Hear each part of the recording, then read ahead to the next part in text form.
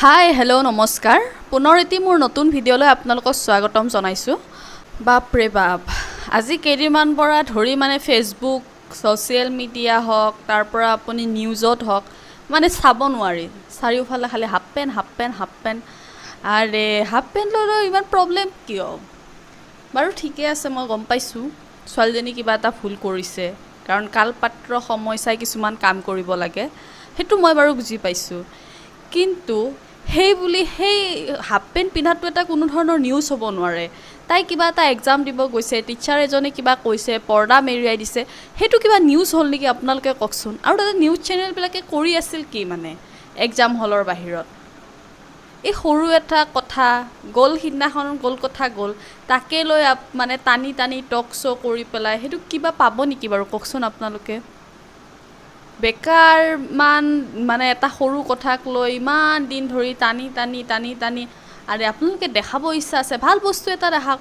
আৰু এনেকুৱা দেখাব বাপৰে বাপ, সৰু বস্তু এটা আজি অমুকত তমুক হৈ গ'ল, এনেকুৱা দেখাই যে মানে একদম বৃহৎ কিবা এটা নোহোৱা ঘটনা এটা হৈ গ'ল।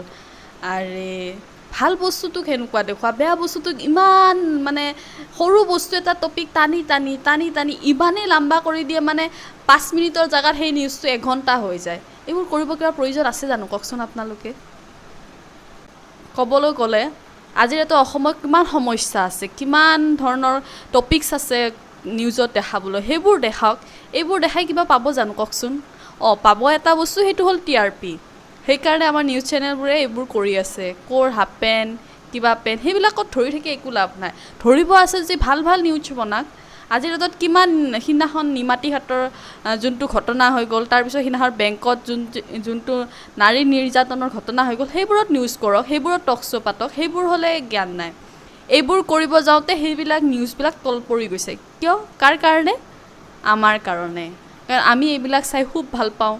কিন্তু এটা কথা বুজি পোৱা নাই, এই সৰু বস্তুটোতে এজনী সৰু ছোৱালী বুলিয়ে ক'ব লাগিব, যিহেতু তাই এতিয়া বুজি পোৱা হ'লে এইখিনি কাম নকৰিলে হয় চাগে, তো সেইকাৰণে সৰু ছোৱালী বুলিয়ে কয়। সেই সৰু ছোৱালী এজনী ইমানখিনি মেণ্টেলি হাৰেছমেণ্ট কৰাটো মই ভাবোঁ ভাল হোৱা নাই।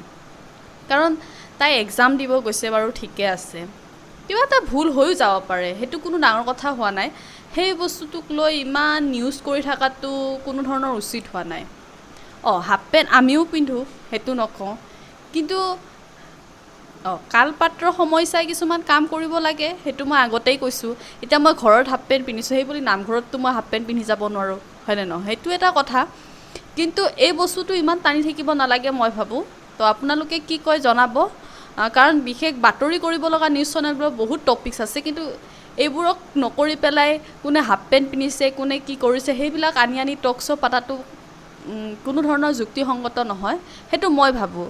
আপোনালোকে কি কয় জনাব কমেণ্টত, ভাল লাগিব। তো বিশেষ ক'ব লগা একো নাই। যদি ভিডিঅ'টো ভাল লাগে লাইক কৰিব, শ্বেয়াৰ কৰিব এণ্ড ছাবস্ক্ৰাইব কৰিব নাপাহৰিব। ধন্যবাদ।